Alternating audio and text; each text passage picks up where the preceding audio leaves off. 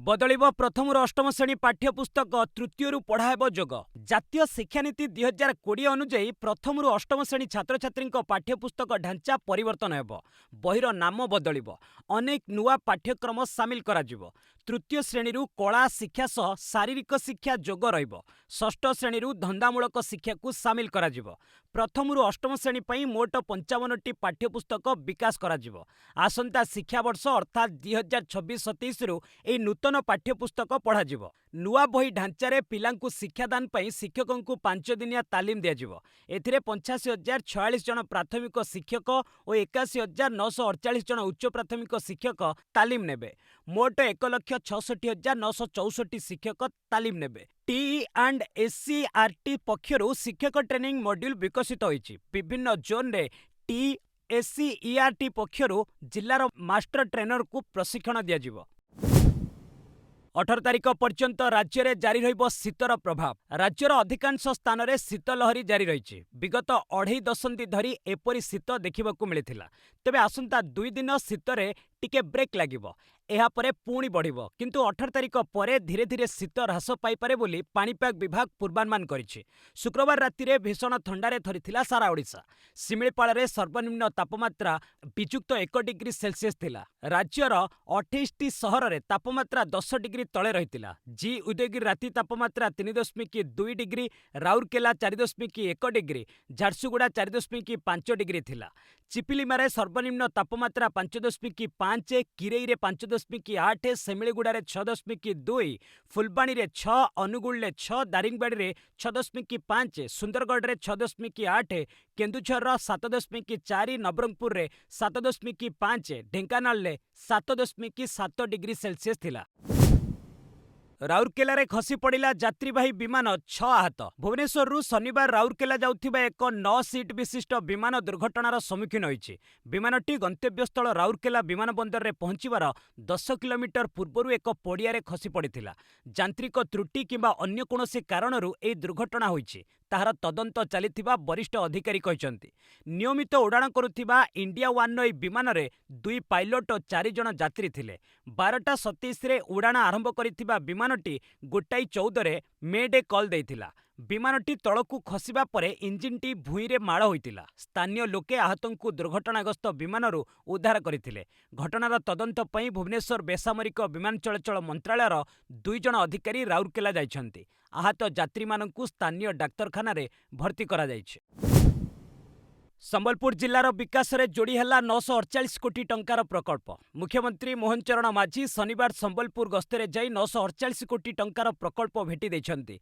एहा मध्यरे रहिछि 25टी उन्नयनमूलक प्रकल्पर उद्घाटन भित्तिप्रस्तर स्थापन। 890 कोटी टंकार 11टी प्रकल्प पई से भित्तिप्रस्तर स्थापन करिसन्ति। 57 कोटी टंकार 14टी प्रकल्पर उद्घाटन करिसन्ति। समलेई मंदिरर विकास पई 316 कोटी टंकार प्रकल्प कार्यकारी हेउतिबा मुख्यमंत्री कहितिले। संबलपुरवासी गमनागमन रे सुविधा पई मुख्यमंत्री 25टी नुआ ई बस लोकार्पण करिसन्ति। चलित मास शेष सुधा आउ 25टी ई बस चलाचल करिबो बोली मुख्यमंत्री कहिसन्ति। आगामी 10 वर्ष पर्यंत बस टर्मिनाल और ई बस गुड़िकर रक्षणाबेक्षण पई 238 कोटी टंकार व्यवस्था थिबा से कहितिले। आसंता काली राज्यर समस्त शिक्षानुष्ठान ने वंदे मातरम गान हेब। वंदे मातरमर 150तम वार्षिकी पालन कराजिब। एथिपई आसंता काली 12 तारिख अर्थात सोमवार दिन राज्यर समस्त स्कूल कॉलेज और विश्वविद्यालय रे वंदे मातरमर सामूहिक गान कराजिब। एनी समस्त जिलापालंकु चिठी लिखिछि ओडिया भाषा साहित्य और संस्कृति विभाग। समस्त जिला शिक्षाधिकारी को मध्य चिठी करा जायछि। विभागर निर्देश अनुଯାयी विद्यालय महाविद्यालय और विश्वविद्यालय रे सोमवार दिन सकाळ 11टारे शिक्षानुष्ठान कैंपस रे छात्र छात्री शिक्षक शिक्षयित्री समस्ते एकाठी होई वंदे मातरम गान करिवे।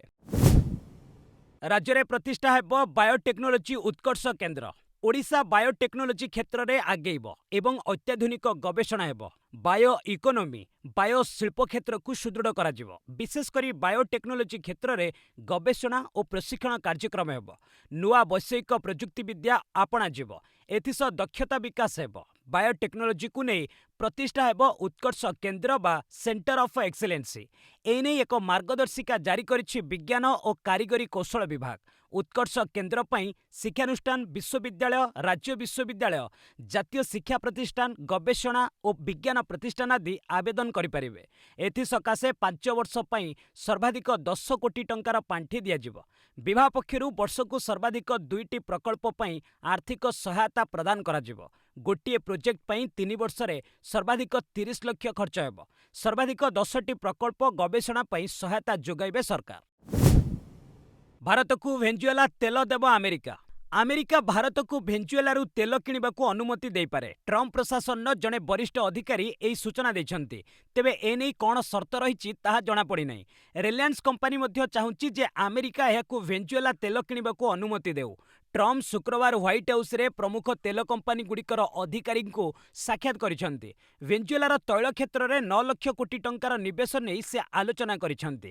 ଟ୍ରମ୍ପ କହିଛନ୍ତି ଭେନେଜୁଏଲାର ଶକ୍ତି କମ୍ପାନୀ ଦୃଢ଼ ହେଲେ ଆମେରିକାରେ ଇନ୍ଧନ ଦର ହ୍ରାସ ପାଇବ। ଉଲ୍ଲେଖଯୋଗ୍ୟ, ଭେନେଜୁଏଲା ପେଟ୍ରୋଲିୟମ ରପ୍ତାନିକାରୀ ଦେଶ ଓପେକ୍‌ର ସଦସ୍ୟ ରହିଛି।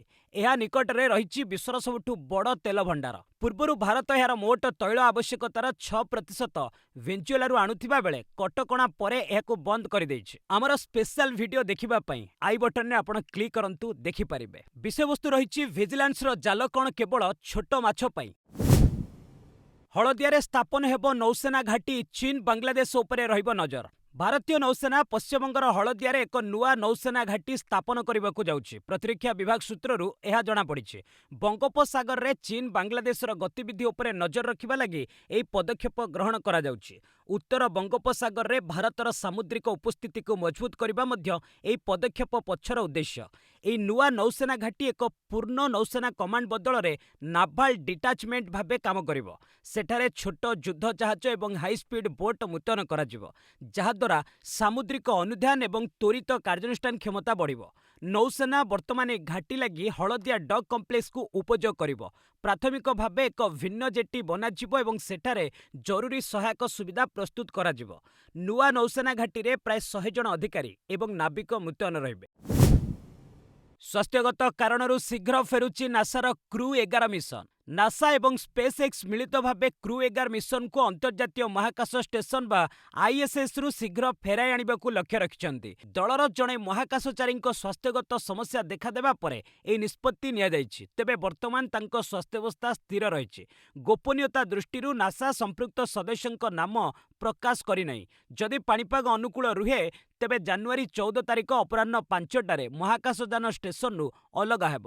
ଏହାପରେ ଜାନୁଆରୀ 15 ତାରିଖ ଭୋର ପ୍ରାୟ 3ଟା 40 ସମୟରେ କାଲିଫର୍ଣ୍ଣିଆ ଉପକୂଳରେ ସ୍ଲାଶଡାଉନ୍ କରିବ। ଏହି ମିଶନରେ ନାସା ମହାକାଶଚାରୀ ଜେନା କାଡମ୍ୟାନ୍ ଓ ମାଇକ୍ ଫିଙ୍କେ, ଜାପାନର କିମିଆ ୟୁଇ ଏବଂ ରୁଷିଆର ଓଲେଗ୍ ପ୍ଲାଟୋନୋଭ୍ ପୃଥିବୀକୁ ଫେରୁଛନ୍ତି। ସରକାର ବିରୋଧୀ ପ୍ରତିବାଦ, ଇରାନରେ 217 ଜଣ ବିକ୍ଷୋଭକାରୀଙ୍କ ମୃତ୍ୟୁ ଘଟିଥିବା ଦାବି। ଇରାନରେ ସରକାର ବିରୋଧୀ ପ୍ରତିବାଦ ହିଂସାତ୍ମକ ହୋଇଛି। ତେହେରାନର ଜଣେ ଡାକ୍ତର ନାମ ଗୋପନ ରଖି ଟାଇମ୍ସ ପତ୍ରିକାରେ ବଡ଼ ଖୁଲାସା କରିଛନ୍ତି। କହିଛନ୍ତି ଯେ ରାଜଧାନୀରେ କେବଳ 6ଟି ହସ୍ପିଟାଲରେ ଅତି କମ୍‌ରେ 217 ଜଣ ବିକ୍ଷୋଭକାରୀଙ୍କ ମୃତ୍ୟୁ ହୋଇଥିବା ରିପୋର୍ଟରେ କୁହାଯାଇଛି, ଯାହାଙ୍କ ମଧ୍ୟରୁ ଅଧିକାଂଶ ଗୁଳିଚାଳନାରେ ପ୍ରାଣ ହରାଇଛନ୍ତି। ସୁରକ୍ଷା ବାହିନୀ ବିଭିନ୍ନ ଅଞ୍ଚଳରେ ସିଧାସଳଖ ପ୍ରଦର୍ଶନକାରୀଙ୍କ ଉପରେ ଗୁଳିଚାଳନା କରିଥିଲେ। ଉତ୍ତର ତେହେରାନର ଏକ ଥାନା ବାହାରେ ମେସିନ୍ ଗନ୍ ଗୁଳିରେ 30 ଜଣ ବିକ୍ଷୋଭକାରୀଙ୍କ ମୃତ୍ୟୁ ହୋଇଥିଲା। ପ୍ରକାଶଯୋଗ୍ୟ, ଗତ ମାସରୁ ବିରୋଧ ହେବା ପରଠାରୁ ଇରାନ ସରକାର ଇଣ୍ଟରନେଟ୍ ଏବଂ ଫୋନ୍ କଲ୍ ସମ୍ପୂର୍ଣ୍ଣ ନିଷେଧ କରିଛନ୍ତି। ଆମେରିକାରେ ରହୁଥିବା ନିର୍ବାସିତ ରାଜା ରେଜା ପହଲଭି 2 ଦିନ ତଳେ ଲୋକଙ୍କୁ ଅପିଲ କରିବା ପରେ ପ୍ରତିବାଦ ତୀବ୍ର ହୋଇଛି। ବର୍ତ୍ତମାନ ଇରାନର ସମସ୍ତ 31ଟି ପ୍ରଦେଶକୁ ପ୍ରତିବାଦ ବ୍ୟାପି ଯାଇଛି। ଲୋକମାନେ ଇସଲାମିକ ଶାସନର ପତନ ଦାବି କରୁଛନ୍ତି। ଇରାନ ସରକାରଙ୍କୁ ଟ୍ରମ୍ପଙ୍କ ଚେତାବନୀ, ବିକ୍ଷୋଭକାରୀଙ୍କୁ ହତ୍ୟା କଲେ ଆମେ ମାରିବୁ। ଇରାନରେ 2 ସପ୍ତାହ ଧରି ବିଶାଳ ପ୍ରତିବାଦ ଚାଲିଛି। ମୁଦ୍ରାସ୍ଫୀତି ଏବଂ ଟଙ୍କାର ହ୍ରାସକୁ ନେଇ ଆରମ୍ଭ ହୋଇଥିବା ଏହି ପ୍ରତିବାଦଗୁଡ଼ିକ ଏବେ ସମଗ୍ର ଇରାନକୁ ବ୍ୟାପି ଯାଇଛି। ପୁଲିସ ଗୁଳି ଚଳାଇ ବିକ୍ଷୋଭକାରୀଙ୍କୁ ମାରିବା ସହ ଦମନ ଚଳାଇଛି। ଏହାକୁ ନେଇ ଆମେରିକା ରାଷ୍ଟ୍ରପତି ଡୋନାଲ୍ଡ ଟ୍ରମ୍ପ ଇରାନ ଶାସକଙ୍କୁ କଡ଼ା ଚେତାବନୀ ଦେଇଛନ୍ତି। ଟ୍ରମ୍ପ କହିଛନ୍ତି, ଇରାନ ବହୁତ ଅସୁବିଧାରେ ରହିଛି। ଲୋକମାନେ ଏପରି ଭାବେ ସହରଗୁଡ଼ିକୁ କବ୍‌ଜା କରୁଛନ୍ତି ଯେ କେହି କଳ୍ପନା କରିନଥିଲେ। କିନ୍ତୁ ଆମେ ପରିସ୍ଥିତି ଉପରେ ନଜର ରଖିଛୁ। ଯଦି ଇରାନ ସରକାର ପୂର୍ବପରି ବିକ୍ଷୋଭକାରୀଙ୍କୁ ହତ୍ୟା କରିବା ଆରମ୍ଭ କରନ୍ତି, ତେବେ ଆମେ ଏଥିରେ ହସ୍ତକ୍ଷେପ କରିବୁ। ଆମେ ସେମାନଙ୍କୁ ସେଠାରେ ମାରିବୁ ଯେଉଁଠି ତାଙ୍କୁ ଅଧିକ କଷ୍ଟ ହେବ। ତେବେ ଇରାନର ସର୍ବୋଚ୍ଚ ନେତା ଆୟତୋଲ୍ଲା ଅଲି ଖମେନି ମଧ୍ୟ ଆମେରିକା ଉଦ୍ଦେଶ୍ୟରେ କଡ଼ା ଚେତାବନୀ ଦେଇଥିଲେ। ଇରାନ କୌଣସି ଚାପ ଆଗରେ ମୁଣ୍ଡ ନୁଆଁଇବ ନାହିଁ ବୋଲି ଖାମେନି କହିଥିଲେ। ମମତା ଆଣିଲେ ଅଭିଯୋଗ ଏସ୍ଆଇଆର୍ କାରଣରୁ 77 ଜଣଙ୍କ ମୃତ୍ୟୁ। ପଶ୍ଚିମବଙ୍ଗ ମୁଖ୍ୟମନ୍ତ୍ରୀ ମମତା ବାନାର୍ଜୀ ମୁଖ୍ୟ ନିର୍ବାଚନ କମିଶନର ଜ୍ଞାନେଶ କୁମାରଙ୍କୁ ଚିଠି ଲେଖି ଏକ ବଡ଼ ଅଭିଯୋଗ ଆଣିଛନ୍ତି। ସେ କହିଛନ୍ତି, ଭୋଟର ତାଲିକାର ବ୍ୟାପକ ସଂଶୋଧନ ତଥା ଏସ୍ଆଇଆର୍ ଯୋଗୁଁ ରାଜ୍ୟରେ 77 ଜଣଙ୍କ ମୃତ୍ୟୁ ହୋଇଛି। ଆହୁରି ଅନେକ ମଧ୍ୟ ମେଡିକାଲରେ ଅସୁସ୍ଥ ହୋଇ ଭର୍ତ୍ତି ହୋଇଛନ୍ତି। 4 ଜଣ ଆତ୍ମହତ୍ୟା ଉଦ୍ୟମ କରିଥିବା ବେଳେ 17 ଜଣ ଡାକ୍ତରଖାନାରେ ଅଛନ୍ତି। ନିର୍ଦ୍ଦିଷ୍ଟ ଭାବେ କୌଣସି ଯୋଜନା ନକରି ନିର୍ବାଚନ କମିଶନ ଏହି ପ୍ରକ୍ରିୟା ଆରମ୍ଭ କରିଥିବାରୁ ସମସ୍ୟା ହୋଇଛି। ଇସିଆଇର ଅମାନବୀୟ କାର୍ଯ୍ୟ ବିରୋଧରେ ସୁପ୍ରିମକୋର୍ଟକୁ ଯିବେ ବୋଲି ପୂର୍ବରୁ ମମତା ବାନାର୍ଜୀ ଘୋଷଣା କରିଥିଲେ। ଉଲ୍ଲେଖଯୋଗ୍ୟ, ନିର୍ବାଚନ କମିଶନଙ୍କ ଏସ୍ଆଇଆର୍ ପ୍ରକ୍ରିୟାକୁ ଦେଶର ପ୍ରାୟ ଅନେକ ବିରୋଧୀ ଦଳ ବିରୋଧ କରି ଆସୁଛନ୍ତି। ସିଡିଏସ୍ ଅନିଲଙ୍କ ବଡ଼ ବୟାନ, ଅପରେସନ ସିନ୍ଦୁର ଯୋଗୁଁ ପାକିସ୍ତାନ ସେନାରେ ସଂଶୋଧନ କଲା। ଭାରତର 3 ସେନାର ମୁଖ୍ୟ CDS general Anil Chauhan operation ସିନ୍ଦୁରକୁ ନେଇ ବଡ଼ ସୂଚନା ଦେଇଛନ୍ତି। ଅନିଲ କହିଛନ୍ତି, ଅପରେସନ ସିନ୍ଦୁର ପାକିସ୍ତାନକୁ ତାର ସମ୍ବିଧାନ ଏବଂ ଉଚ୍ଚ ସାମରିକ ସଂଗଠନର ସଂଶୋଧନ କରିବାକୁ ବାଧ୍ୟ କରିଥିଲା। ଏହା ସ୍ପଷ୍ଟ ସୂଚକ ଯେ ଅପରେସନ ସିନ୍ଦୁର ପାକିସ୍ତାନ ସପକ୍ଷରେ ଯାଇନଥିଲା। ଅପରେସନ ପରେ ପାକିସ୍ତାନର କାର୍ଯ୍ୟ, ଯେପରିକି ଏହାର ସାମରିକ କମାଣ୍ଡ ଗଠନରେ ପରିବର୍ତ୍ତନ ହୋଇଥିଲା, ଯାହା ସଂଘର୍ଷ ସମୟରେ ପାକିସ୍ତାନର ଗମ୍ଭୀର ତ୍ରୁଟିକୁ ପ୍ରକାଶ କରିଥିଲା। ସେହିଭଳି Pakistan joint chief of staff କମିଟିର ଅଧ୍ୟକ୍ଷ ପଦକୁ ଉଚ୍ଛେଦ କରି ଏହାକୁ ପ୍ରତିରକ୍ଷା ବାହିନୀର ମୁଖ୍ୟଙ୍କ ସହ ପରିବର୍ତ୍ତିତ କରିଥିଲା। ଏଥିସହିତ ନ୍ୟାସନାଲ ଷ୍ଟ୍ରାଟେଜି କମାଣ୍ଡ ଏବଂ ସେନା ରକେଟ୍ ଫୋର୍ସ କମାଣ୍ଡ ମଧ୍ୟ ପାକିସ୍ତାନ ସୃଷ୍ଟି କରିଥିଲା। ଫଡନବିସ୍ ଓ ସିନ୍ଧେଙ୍କୁ ମିଛ କେସ୍ରେ ଫସାଇବା ପାଇଁ ହୋଇଥିଲା ଷଡ଼ଯନ୍ତ୍ର। ମହାରାଷ୍ଟ୍ର ରାଜନୀତିରେ ପୁଣି ଥରେ ହଲଚଲ ହୋଇଛି। 2016ରେ ଥାନା ସିଟି ପୁଲିସ ଷ୍ଟେସନରେ ପଞ୍ଜୀକୃତ ଏକ ପୁରୁଣା ମାମଲାର ପୁନଃ ତଦନ୍ତରୁ ଏସ୍ଆଇଟି ଏକ ବଡ଼ ଖୁଲାସା କରିଛି। ବର୍ତ୍ତମାନର ମୁଖ୍ୟମନ୍ତ୍ରୀ ଦେବେନ୍ଦ୍ର ଉପମୁଖ୍ୟମନ୍ତ୍ରୀ ଏକନାଥ ସିନ୍ଧେଙ୍କୁ ମିଥ୍ୟା ମାମଲାରେ ଫସାଇବା ପାଇଁ ଷଡ଼ଯନ୍ତ୍ର ହୋଇଥିଲା ବୋଲି ଏସ୍ଆଇଟି ଜାଣିବାକୁ ପାଇଛି। ଏଥିସକାଶେ ପୂର୍ବତନ ଡିଜିପି ସଞ୍ଜୟ ପାଣ୍ଡେଙ୍କ ସମେତ 3 ଜଣ ବରିଷ୍ଠ ପୁଲିସ ଅଧିକାରୀଙ୍କ ବିରୋଧରେ ଫୌଜଦାରୀ ମାମଲା ରୁଜୁ ପାଇଁ ଏସ୍ଆଇଟି ସୁପାରିଶ କରିଛି। ପ୍ରକାଶଯୋଗ୍ୟ, ସେ ସମୟରେ ଡିଜି ରଶ୍ମି ଶୁକ୍ଳ ଅବସରର ମାତ୍ର 5 ଦିନ ପୂର୍ବରୁ ଅତିରିକ୍ତ ମୁଖ୍ୟ ସଚିବଙ୍କୁ ଏହି ରିପୋର୍ଟ ପ୍ରଦାନ କରିଥିଲେ।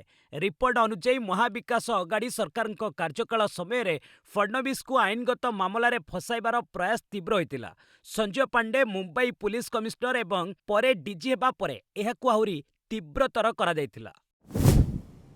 12 ଜେଡିୟୁ ନେତାଙ୍କ ବିରୋଧରେ କାର୍ଯ୍ୟାନୁଷ୍ଠାନ, 6 ବର୍ଷ ପାଇଁ ଦଳରୁ ବହିଷ୍କାର। ବିହାର ବିଧାନସଭା ନିର୍ବାଚନ ସମୟରେ ଦଳ ଏବଂ ଏନ୍ଡିଏ ପ୍ରାର୍ଥୀଙ୍କ ବିରୋଧରେ କାମ କରିଥିବା ନେତାଙ୍କ ବିରୋଧରେ ଜେଡିୟୁ କଠୋର କାର୍ଯ୍ୟାନୁଷ୍ଠାନ ଗ୍ରହଣ କରିଛି। ଅନୁଶାସନହୀନତା ଓ ଅନ୍ତର୍ଘାତ ଅଭିଯୋଗରେ ମୁଖ୍ୟମନ୍ତ୍ରୀ ନୀତିଶ କୁମାର 12 ଜଣ ନେତାଙ୍କୁ ଜେଡିୟୁରୁ ବହିଷ୍କାର କରିଛନ୍ତି। ଏହି ବହିଷ୍କୃତ ନେତାଙ୍କ ମଧ୍ୟରେ ପୂର୍ବତନ ବିଧାୟକ ଅଶୋକ ସିଂ, ସଞ୍ଜୟ କୁମାର ସିଂ, ପ୍ରମୋଦ ସଦା, ସଞ୍ଜୟ କୁଶୱାହା ରହିଛନ୍ତି। ସେହିଭଳି ଜେହାନାବାଦର ଜିଲ୍ଲା ସଭାପତି ଗୋପାଳ ଶର୍ମା, ମହେନ୍ଦ୍ର ସିଂ, ଗୁଲାମ ମୁର୍ତ୍ତଜା ଅନସାରୀ, ଅମିତ କୁମାର ପନ୍ନବ, ଅବଧେଶ ଲାଲଦେବ ଓ ବ୍ଲକ ଅଧ୍ୟକ୍ଷ ଜମିଲୁର ରହମାନଙ୍କୁ ଜେଡିୟୁରୁ 6 ବର୍ଷ ଲାଗି ବହିଷ୍କାର କରାଯାଇଛି। ନିର୍ବାଚନ ସମୟରେ ଦଳ ବିରୋଧୀ କାମ କରିଥିବା ନେତାଙ୍କ ବିରୋଧରେ ତଦନ୍ତ କରିବା ଲାଗି ଜେଡିୟୁ ଏକ 3 ଜଣିଆ କମିଟି ଗଠନ କରିଥିଲା। ଏହି କମିଟିର ତଦନ୍ତ ରିପୋର୍ଟ ଆଧାରରେ କାର୍ଯ୍ୟାନୁଷ୍ଠାନ ନିଆଯାଇଛି। ମମତାଙ୍କ ବିରୋଧରେ ସୁପ୍ରିମକୋର୍ଟ ଗଲା ଇଡି ସିବିଆଇ ତଦନ୍ତ ଦାବି। ପ୍ରବର୍ତ୍ତନ ନିର୍ଦ୍ଦେଶାଳୟ ବା ଇଡି ପଶ୍ଚିମବଙ୍ଗର ମମତା ବାନାର୍ଜୀ ସରକାରଙ୍କ ବିରୋଧରେ ସୁପ୍ରିମକୋର୍ଟଙ୍କ ଦ୍ୱାରସ୍ଥ ହୋଇଛି। ପଶ୍ଚିମବଙ୍ଗ ସରକାର ମଧ୍ୟ ସୁପ୍ରିମକୋର୍ଟରେ କ୍ୟାଭିଏଟ୍ ଦାଖଲ କରିଛି। ପକ୍ଷ ନ ଶୁଣି କୌଣସି ରାୟ ନ ଦେବା ଲାଗି ଏଥିରେ ଦାବି କରାଯାଇଛି। ଇଡିର ଅଭିଯୋଗ ଯେ ଗୁରୁବାର ରାଜନୈତିକ ପରାମର୍ଶକାରୀ ସଂସ୍ଥା ଆଇପ୍ୟାକ୍ର କାର୍ଯ୍ୟାଳୟ ଓ ତାର ନିର୍ଦ୍ଦେଶକଙ୍କ ଘରେ ଚଢ଼ଉ ବେଳେ ରାଜ୍ୟ ସରକାରଙ୍କ ତରଫରୁ ପ୍ରତିବନ୍ଧକ ସୃଷ୍ଟି କରାଯାଇଥିଲା। ଏହି ମାମଲାର ସିବିଆଇ ତଦନ୍ତ ପାଇଁ ଇଡି ଦାବି କରିଛି। ଏହା ପୂର୍ବରୁ ଶୁକ୍ରବାର ଇଡି କୋଲକାତା ହାଇକୋର୍ଟଙ୍କ ଦ୍ୱାରସ୍ଥ ହୋଇଥିଲା, କିନ୍ତୁ ଶୁଣାଣି ବେଳେ କୋର୍ଟ ରୁମ୍ରେ ହଙ୍ଗାମା ହେବାରୁ ଶୁଣାଣି ହୋଇପାରିନଥିଲା। ମାମଲାର ଶୁଣାଣି ଜାନୁଆରୀ 14ରେ ହେବ, ତେଣୁ ଇଡି ସୁପ୍ରିମକୋର୍ଟଙ୍କ ଦ୍ୱାରସ୍ଥ ହୋଇଛି।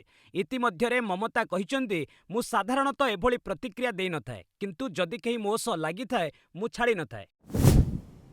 ଥରୁଛି ଉତ୍ତର ଭାରତ, ଉତ୍ତରାଖଣ୍ଡରେ ତାପମାତ୍ରା ବିଯୁକ୍ତ 19 ଡିଗ୍ରୀ। ଉତ୍ତର ଭାରତର ପ୍ରାୟ ସମସ୍ତ ରାଜ୍ୟରେ ପ୍ରଚଣ୍ଡ ଶୀତଲହରୀ ପ୍ରଭାବିତ ହେଉଛି। ଜନଜୀବନ ଅସ୍ତବ୍ୟସ୍ତ ହୋଇପଡ଼ିଛି। ଉତ୍ତରାଖଣ୍ଡର ପିଥୋରାଗଡ଼ ଜିଲ୍ଲାର କେତେକ ଅଞ୍ଚଳରେ ରାତି ତାପମାତ୍ରା ବିଯୁକ୍ତ 19 ଡିଗ୍ରୀ ସେଲସିୟସ୍ ରେକର୍ଡ କରାଯାଇଛି। ଶନିବାର ସକାଳେ ଛିଡକାନିରେ ଝରଣା ପାଣି ବରଫ ପାଲଟି ଯାଇଛି। ଚମୋଲି, ଉତ୍ତରକାଶୀ, ରୁଦ୍ରପ୍ରୟାଗରେ ପାଇପଲାଇନରେ ପାଣି ଜମାଟ ବାନ୍ଧି ଯାଇଛି, ଫଳରେ ଜଳ ଯୋଗାଣ ପ୍ରଭାବିତ ହୋଇଛି। ରାଜସ୍ଥାନର 13ଟି ଜିଲ୍ଲାରେ ଘନ କୁହୁଡ଼ି ଓ ଶୀତ ଲହରୀ ଜାରି ରହିଛି। ବିହାରର 32 ଜିଲ୍ଲାରେ ଘନ କୁହୁଡ଼ି ରହୁଛି। उत्तर प्रदेश में 30 सहर में घन कुहुड़ी परिलक्षित होउछि। राजधानी दिल्ली में ठंडा 15 वर्षर रेकर्ड भांगी। शनिवार एठारे सर्वनिम्न तापमात्रा 4.2 डिग्री को खसी आसी। आसंता सप्ताहक पई एभली पाग लागी रहिबो बोली पूर्वानुमान करा जायछि।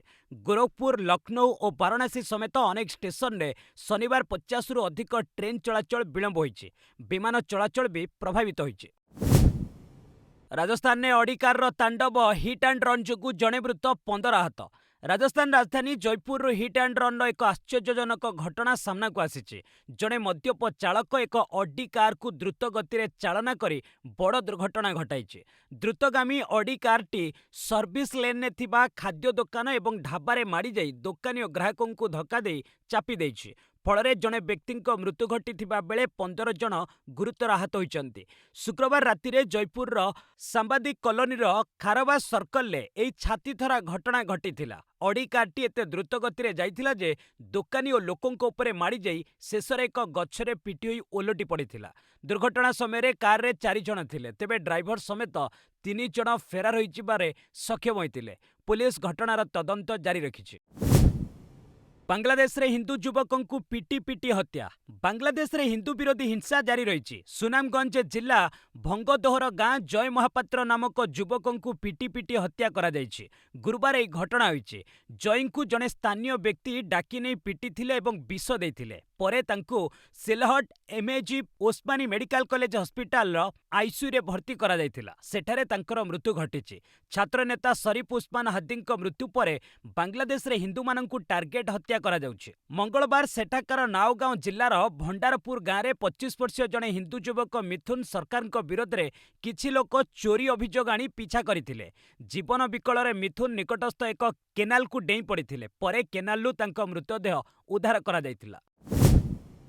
ओएसी बयान हिजाब पिंधिथिबा झियो दिने भारतर प्रधानमंत्री हेब। एआईएमआईएम मुख्य असदुद्दीन ओवैसी शनिवार सोलापुर रे एक कार्यक्रम रे देइथिबा बयान को नहीं तीव्र प्रतिक्रिया प्रकाश पाइछि। ओवैसी कहिथिले तांकर स्वप्न दिने हिजाब पिंधिथिबा झियो एई देशर प्रधानमंत्री हेब। एई स्वप्न केवल जड़े व्यक्ति विषय नुहे बरं संविधान आत्मा को प्रतिफलित करे। भारतीय संविधान स्पष्ट भाव में उल्लेख करिछि जे भारतर जेकोसी नागरिक प्रधानमंत्री, मुख्यमंत्री किंबा मेयर होई परिबो। एहाकू भारतीय गणतंत्र सबुठु बड़ शक्ति बोली कुआ जाय। तेबे ओवैसी ए बयान बड़ राजनीतिक विवाद सृष्टि करिछि। महाराष्ट्रर मंत्री नितेश राणे तांको वक्तव्य उपरे कड़ा प्रतिक्रिया दैछन्ति। राणे कहिछन्ति भारत एक हिंदू राष्ट्र। हिजाब किंबा बुर्खा पिंधिथिबा महिला माने प्रधानमंत्री किंबा मुंबई मेयर हेबे नाही। अयोध्या राम मंदिर रे नमाज पढ़िबाकू उद्यम जणे गिरफ। अयोध्यार राम मंदिर परिसर रे जड़े 55 वर्षीय कश्मीर व्यक्ति अहमद शेख नमाज पढ़िबाकू उद्यम करिथिबा सामना को आसीछि।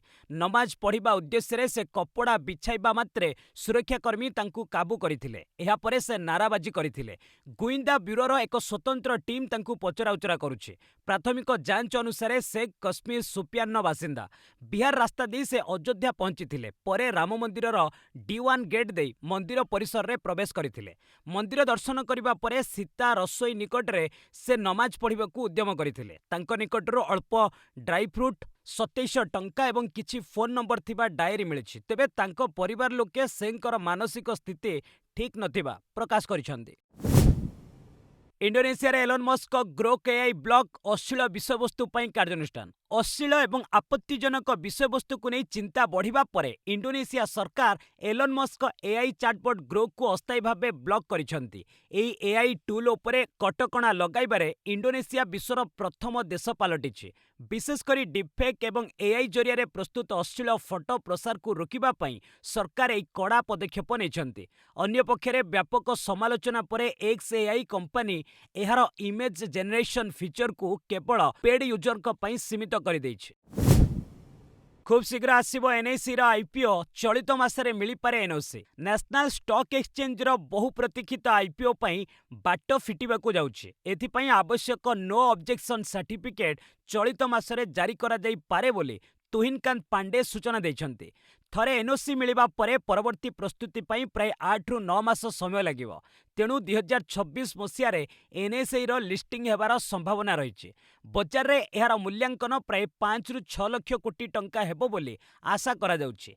एहा व्यतीत ଇନଫ୍ଲୁଏନ୍ସର ମାନଙ୍କ ଉପରେ ରୋକ ଲଗାଇବାକୁ କଡ଼ା ପଦକ୍ଷେପ ନିଆଯାଉଛି। ନିୟମ ଉଲ୍ଲଂଘନକାରୀଙ୍କୁ ଧରିବା ପାଇଁ ଏଆଇ ଟୁଲ୍ର ବ୍ୟବହାର କରାଯାଉଛି ଏବଂ ବିଗତ 18 ମାସ ମଧ୍ୟରେ ଲକ୍ଷାଧିକ ମାମଲାରେ କାର୍ଯ୍ୟାନୁଷ୍ଠାନ ଗ୍ରହଣ କରାଯାଇଛି। ନିବେଶକଙ୍କ ସଚେତନତା ପାଇଁ ବହୁଭାଷୀ ପଦକ୍ଷେପ ମଧ୍ୟ ନିଆଯାଉଛି। ଆସନ୍ତା 17ରେ ପ୍ରଥମ ବନ୍ଦେ ଭାରତ ସ୍ଲିପରର ଶୁଭାରମ୍ଭ କରିବେ ପ୍ରଧାନମନ୍ତ୍ରୀ। ଆସନ୍ତା 17 ତାରିଖରେ ଦେଶର ପ୍ରଥମ ବନ୍ଦେ ଭାରତ ସ୍ଲିପର କୋଲକାତା ଗୁଆହାଟୀ ମଧ୍ୟରେ ଚଳାଚଳ କରିବ। ପ୍ରଧାନମନ୍ତ୍ରୀ ନରେନ୍ଦ୍ର ମୋଦି ଏହାର ଶୁଭାରମ୍ଭ କରିବେ। ରେଳମନ୍ତ୍ରୀ ଅଶ୍ୱିନୀ ବୈଷ୍ଣବ ଏହା କହିଛନ୍ତି। ପ୍ରଧାନମନ୍ତ୍ରୀ ପଶ୍ଚିମବଙ୍ଗର ମାଲଦା ସହରରେ ଟ୍ରେନ୍‌ର ଶୁଭାରମ୍ଭ କରିବେ। ଏହି ଟ୍ରେନ୍ 6 ଦିନ କାମାକ୍ଷା ଓ ହାୱଡ଼ା ଜଙ୍କସନ୍ ମଧ୍ୟରେ ଚଳାଚଳ କରିବ। ଏହା ବ୍ୟତୀତ 6ଟି ନୂଆ ଅମୃତ ଭାରତ ଏକ୍ସପ୍ରେସର ଚଳାଚଳ ମଧ୍ୟ ଆରମ୍ଭ ହେବ। ଏହି ସେବା ଜାନୁଆରୀ 17-18 ତାରିଖରେ ଆରମ୍ଭ ହେବ। ରେଳମନ୍ତ୍ରୀ କହିଛନ୍ତି 2026ରେ ଭାରତୀୟ ରେଳପଥରେ ଏକ ବଡ଼ ପରିବର୍ତ୍ତନ ହେବ। ସବୁ ପ୍ରକାର ସଂସ୍କାର ଲାଗି ବହୁଳ ମାତ୍ରାରେ ଏଆଇ ବ୍ୟବହାର କରାଯିବ। ଯାତ୍ରୀଙ୍କ ସୁରକ୍ଷାକୁ ସୁନିଶ୍ଚିତ ପାଇଁ ନୂଆ ଉପାୟ ଓ ପ୍ରଯୁକ୍ତି ସାମିଲ କରାଯିବ। 2026ର 52 ସପ୍ତାହରେ 52 ସଂସ୍କାର ଦେଖିବାକୁ ମିଳିବ। ପତ୍ନୀଙ୍କୁ 14,000 କୋଟି ଭରଣ ପୋଷଣ ଦେବେ ଜୋହୋ ପ୍ରତିଷ୍ଠାତା। ଟେକ୍ନୋଲୋଜି କମ୍ପାନୀ ଜୋହୋର ପ୍ରତିଷ୍ଠାତା ଶ୍ରୀଧର ଭେମ୍ବୁ ପତ୍ନୀଙ୍କୁ 14,000 କୋଟି ଟଙ୍କାର ଭରଣ ପୋଷଣ ରାଶି ଦେବେ। କାଲିଫର୍ଣ୍ଣିଆ କୋର୍ଟ ଏହି ନିର୍ଦ୍ଦେଶ ଦେଇଛନ୍ତି। ଏହା ଭାରତର ସବୁଠାରୁ ମହଙ୍ଗା ଛାଡ଼ପତ୍ର ବୋଲି କୁହାଯାଉଛି। ଭେମ୍ବୁଙ୍କ ପତ୍ନୀ ପ୍ରମିଳା ଶ୍ରୀନିବାସନ ଆମେରିକାରେ ଶିକ୍ଷାବିତ୍ ଏବଂ ବ୍ୟବସାୟ ସହ ଜଡ଼ିତ ଅଛନ୍ତି। ଦମ୍ପତିଙ୍କର ଏକ 26 ବର୍ଷର ପୁଅ ଅଛନ୍ତି। ଭେମ୍ବୁ ଆଇଆଇଟି ମାଦ୍ରାସରୁ ଶିକ୍ଷା ଶେଷ କରିବା ପରେ 1999ରେ ଆମେରିକାର ପ୍ରିନ୍ସଟନ୍ ବିଶ୍ୱବିଦ୍ୟାଳୟରେ ପିଏଚ୍‌ଡି କରିଥିଲେ। 1993ରେ ସେ ପ୍ରମିଳାଙ୍କୁ ବିବାହ କରିଥିଲେ। 2009ରେ ସେ ଜୋହୋ ସ୍ଥାପନ କରିଥିଲେ। ଦମ୍ପତି 30 ବର୍ଷ କାଲିଫର୍ଣ୍ଣିଆରେ ରହିଥିଲେ। 2019ରେ ଭେମ୍ବୁ ଭାରତ ଫେରି ତାମିଲନାଡୁରେ ପୈତୃକ ଗ୍ରାମ ମଥଲମପରାଇରେ କମ୍ପାନୀ ପରିଚାଳନା କରୁଛନ୍ତି। 2021ରେ ସେମାନେ ଛାଡ଼ପତ୍ର ଆବେଦନ କରିଥିଲେ। ମାଲେସିଆ ଓପନ୍ ସେମିରେ ଅଟକିଲା ସିନ୍ଧୁଙ୍କ ବିଜୟ ଯାତ୍ରା। ମାଲେସିଆ ଓପନରେ ଦୁଇଥରର ଅଲିମ୍ପିକ୍ ପଦକ ବିଜୟିନୀ ପିଭି ସିନ୍ଧୁଙ୍କ ବିଜୟ ଯାତ୍ରା ସେମିଫାଇନାଲରେ ଅଟକି ଯାଇଛି। ଶନିବାର ଅନୁଷ୍ଠିତ ମହିଳା ସିଙ୍ଗଲ୍ସ ସେମିଫାଇନାଲରେ ସିନ୍ଧୁ 16-21, 15-21 ସିଧାସଳଖ ଗେମ୍‌ରେ ଚାଇନାର ୱାଙ୍ଗ ଝିଙ୍କ ନିକଟରୁ ହାରିଯାଇଛନ୍ତି। ବିଶ୍ୱ ମାନ୍ୟତାର ଦ୍ୱିତୀୟ ସ୍ଥାନରେ ରହିଥିବା ୱାଙ୍ଗଙ୍କ ବିରୋଧରେ ସିନ୍ଧୁ ଚାପକୁ ମୁକାବିଲା କରିବାରେ ସମ୍ପୂର୍ଣ୍ଣ ବିଫଳ ହୋଇଥିଲେ। ଏହି ପରାଜୟ ସହ ମାଲେସିଆ ଓପନ୍‌ରୁ ଭାରତର ଅଭିଯାନ ଶେଷ ହୋଇଛି। ଗତକାଲି ପୁରୁଷ ଡବଲ୍ସରେ ସାତ୍ୱିକ ସାଇରାଜ ରାଙ୍କିରେଡ୍ଡି ଓ ଚିରାଗ ସେଟ୍ଟି ଯୋଡ଼ି ମଧ୍ୟ କ୍ୱାର୍ଟର ଫାଇନାଲରୁ ହାରି ବିଦାୟ ନେଇଥିଲେ। ବ୍ରିସ୍ବେନ୍ ଇଣ୍ଟରନ୍ୟାସନାଲ ଫାଇନାଲରେ ସାବାଲେଙ୍କା। ବେଲାରୁଷ ଟେନିସ୍ ତାରକା ଆରିନା ସାବାଲେଙ୍କା ବ୍ରିସ୍ବେନ୍ ଇଣ୍ଟରନ୍ୟାସନାଲ ଟୁର୍ଣ୍ଣାମେଣ୍ଟର ଫାଇନାଲରେ ପହଞ୍ଚିଛନ୍ତି। ଶନିବାର ଅନୁଷ୍ଠିତ ମହିଳା ସିଙ୍ଗଲ୍ସ ସେମିଫାଇନାଲରେ ଶୀର୍ଷ ମାନ୍ୟତା ସାବାଲେଙ୍କା 6-3, 6-4 ସିଧାସଳଖ ସେଟ୍‌ରେ ଚେକ୍ ରିପବ୍ଲିକ୍‌ର କାରୋଲିନା ମୁଚୋଭାଙ୍କୁ ପରାସ୍ତ କରିଥିଲେ। 27 ବର୍ଷୀୟା ସାବାଲେଙ୍କା ଏଥିସହ କ୍ୟାରିୟରର 13ତମ WTA ଫାଇନାଲ ଖେଳିବାକୁ ଯୋଗ୍ୟତା ଅର୍ଜନ କରିଛନ୍ତି। ରବିବାର ଫାଇନାଲରେ ସାବାଲେଙ୍କାଙ୍କ ମୁକାବିଲା ୟୁକ୍ରେନ୍‌ର ମାରତା କୋସ୍ତୋଇଙ୍କ ସହ ହେବ। ଅନ୍ୟ ଏକ ସେମିଫାଇନାଲରେ ମାରତା 6-0, 6-3 ସେଟ୍‌ରେ ଚତୁର୍ଥ ସିଡ୍ ଜେସିକା ପେଗୁଲାଙ୍କୁ ହରାଇଥିଲେ। ଜାନୁଆରୀ 18ରୁ ବର୍ଷର ପ୍ରଥମ ଗ୍ରାଣ୍ଡସ୍ଲାମ୍ ଟୁର୍ଣ୍ଣାମେଣ୍ଟ ଅଷ୍ଟ୍ରେଲିଆ ଓପନ୍ ଆରମ୍ଭ ହେବାକୁ ଯାଉଛି। ଏଥିପୂର୍ବରୁ ବ୍ରିସ୍ବେନ୍ ଟୁର୍ଣ୍ଣାମେଣ୍ଟର ଫାଇନାଲରେ ପ୍ରବେଶ କରି ସାବାଲେଙ୍କା ମନୋବଳ ଦୃଢ଼ କରିଛନ୍ତି। କୋଚ୍ ଜେଲେନ୍‌ଜିଙ୍କଠାରୁ ଅଲଗା ହେଲେ ନିରଜ। ଦୁଇଥରର ଅଲିମ୍ପିକ୍ ପଦକ ବିଜେତା ତଥା ଭାରତର ତାରକା ଆଥଲେଟ୍ ନିରଜ ଚୋପ୍ରା ତାଙ୍କ କୋଚ୍ ଜାନ୍ ଜାଲେନ୍‌ଜିଙ୍କଠାରୁ ଅଲଗା ହୋଇଛନ୍ତି। ନିରଜ ଓ ଜେଲେନ୍‌ଜି ମିଳିତ ଭାବେ ଏକ ବିବୃତ୍ତି ଜାରି କରି ଏହି ସୂଚନା ଦେଇଛନ୍ତି। ଜାନ୍‌ଙ୍କ ସହ କାମ କରିବା ଫଳରେ ସେ ବହୁତ ନୂଆ ଚିନ୍ତାଧାରା ଦ୍ୱାରା ମୋ ଆଖି ଖୋଲି ଦେଇଥିଲେ। ନୂଆ କୌଶଳ, ରିଦିମ୍ ଓ ଗତିକୁ ନେଇ ସେ ଯେଉଁଭଳି କାମ କରନ୍ତି ତାହା ଅବିଶ୍ୱସନୀୟ। ଆମେ ଏକାଠି କରିଥିବା ପ୍ରତ୍ୟେକ କାମରୁ ମୁଁ ବହୁତ କିଛି ଶିଖିବାକୁ ପାଇଲି ବୋଲି ନିରଜ ତାଙ୍କ ବିବୃତ୍ତିରେ କହିଛନ୍ତି। ପ୍ରକାଶଯୋଗ୍ୟ 69 ବର୍ଷୀୟ ଚେକ୍ ଗଣରାଜ୍ୟର ଜେଲେନ୍‌ଜି କେବଳ ଗୋଟିଏ ସିଜନ୍ ଅର୍ଥାତ୍ 2025ରେ ନିରଜଙ୍କ କୋଚ୍ ଦାୟିତ୍ୱ ତୁଲାଇଥିଲେ। ଜେଲେନ୍‌ଜିଙ୍କ ଅଧୀନରେ ନିରଜଙ୍କ ପ୍ରଦର୍ଶନ ମିଶ୍ରିତ ରହିଥିଲା। ଦୋହା ଡାଇମଣ୍ଡ ଲିଗ୍‌ରେ ସେ ଦମଦାର ପ୍ରଦର୍ଶନ କରି 90 ମିଟର ମାର୍କ ଅତିକ୍ରମ କରିଥିଲେ, ଯାହାକି ନିରଜଙ୍କ କ୍ୟାରିୟରର ପ୍ରଥମ 90 ମିଟର ଥିଲା। ଆଜିଠୁ ଭାରତ ନ୍ୟୁଜିଲାଣ୍ଡ ଦିନିକିଆ ସିରିଜ୍ ରୋହିତ କୋହଲିଙ୍କ ଉପରେ ନଜର। ଘୋରି ଭାରତ ନ୍ୟୁଜିଲାଣ୍ଡ ମଧ୍ୟରେ 3 ମ୍ୟାଚ୍ ବିଶିଷ୍ଟ ଦିନିକିଆ ସିରିଜ୍ ଆଜିଠାରୁ ଭଦୋଦରାରେ ଆରମ୍ଭ ହେବାକୁ ଯାଉଛି। ସିରିଜ୍‌ର ପ୍ରଥମ ମ୍ୟାଚ୍ ବିସିଏ ଷ୍ଟାଡିୟମରେ ଅପରାହ୍ନ 1:30ରୁ ଆରମ୍ଭ ହେବ। ଶୁଭମନ ଗିଲ୍‌ଙ୍କ ନେତୃତ୍ୱାଧୀନ ଘୋରି ଭାରତ ଦଳରେ ରୋହିତ ଶର୍ମା, ବିରାଟ କୋହଲି ଥିବାରୁ କ୍ରିକେଟ୍ ପ୍ରେମୀଙ୍କ ନଜର ଏହି ଦୁଇ ଖେଳାଳିଙ୍କ ଉପରେ ରହିଛି। ନିକଟରେ ବିଜୟ ହଜାରେ ଟ୍ରଫିରେ ଅଂଶଗ୍ରହଣ କରି ରୋହିତ ଓ କୋହଲି ବେଶ୍ ଭଲ ପ୍ରଦର୍ଶନ କରିଥିଲେ। ତେଣୁ ନ୍ୟୁଜିଲାଣ୍ଡ ବିପକ୍ଷ ସିରିଜ୍‌ରେ ଉଭୟଙ୍କଠାରୁ टीम मैनेजमेंट भल प्रदर्शन आशा रखिछि। सेहिभଳି आहत समस्यारू फेरिथिबा श्रेयस आयरଙ୍କ ଉପରେ ମଧ୍ୟ ସମସ୍ତଙ୍କ ନଜର ରହିବ। ଅପରପକ୍ଷରେ ମାଇକେଲ ବ୍ରାସୱେଲଙ୍କ ନେତୃତ୍ୱାଧୀନ ନ୍ୟୁଜିଲାଣ୍ଡ କଡ଼ା ଟକ୍କର ଦେବାକୁ ମଇଦାନକୁ ଓହ୍ଲାଇବ। ଦିନିକିଆ କ୍ରିକେଟ ଇତିହାସରେ ଦୁଇ ଦଳ ମଧ୍ୟରେ ମୋଟ 120ଟି ମ୍ୟାଚ୍ ଖେଳାଯାଇଛି। ଏଥିରୁ ଭାରତ 62ଟି ଓ ନ୍ୟୁଜିଲାଣ୍ଡ 50 ମ୍ୟାଚ୍‌ରେ ବିଜୟୀ ହୋଇଛି। WPLରେ ଗୁଜରାଟ ଜାୟଣ୍ଟସ୍ 10 ରନ୍‌ରେ ବିଜୟୀ। ଚଳିତ WPL 4ରେ ଏକ ସଂଘର୍ଷପୂର୍ଣ୍ଣ ବିଜୟ ସହ ଗୁଜରାଟ ଜାୟଣ୍ଟସ୍ ଅଭିଯାନ ଆରମ୍ଭ କରିଛି। ଡିୱାଇ ପାଟିଲ ଷ୍ଟାଡିୟମରେ ଅନୁଷ୍ଠିତ ଏହି ମ୍ୟାଚ୍‌ରେ ଗୁଜରାଟ ଜାୟଣ୍ଟସ୍ 10 ରନ୍‌ରେ ୟୁପି ୱାରିୟର୍ସକୁ ପରାସ୍ତ କରିଛି। ମ୍ୟାଚ୍‌ରେ ପ୍ରଥମେ ବ୍ୟାଟିଂ କରି ଜାୟଣ୍ଟସ୍ ଦଳ 4 ୱିକେଟ୍ ହରାଇ 207 ରନ୍ ସଂଗ୍ରହ କରିଥିଲା। ଜବାବରେ ୟୁପି ୱାରିୟର୍ସ ଲଢୁଆ ବ୍ୟାଟିଂ କରିଥିଲେ ହେଁ ଶେଷରେ 8 ୱିକେଟ୍ ହରାଇ 197 ରନ୍ କରିବାକୁ ସକ୍ଷମ ହୋଇଥିଲା। ଅଲରାଉଣ୍ଡର ପ୍ରଦର୍ଶନ ବଳରେ ଦଳକୁ ବିଜୟୀ କରାଇଥିବା Georgia Wareham player of the match ବିବେଚିତ ହୋଇଥିଲେ। ବସ୍ ଆଜି ପାଇଁ ଏଇଠି ରଖିବା, ପୁଣି ନେଇ ଆସିବି ଲେଟେଷ୍ଟ ଅପଡେଟ୍। ସେ ପର୍ଯ୍ୟନ୍ତ ବିଦାୟ ନେଉଛି। ଜୟ ହିନ୍ଦ, ଜୟ ଭାରତ।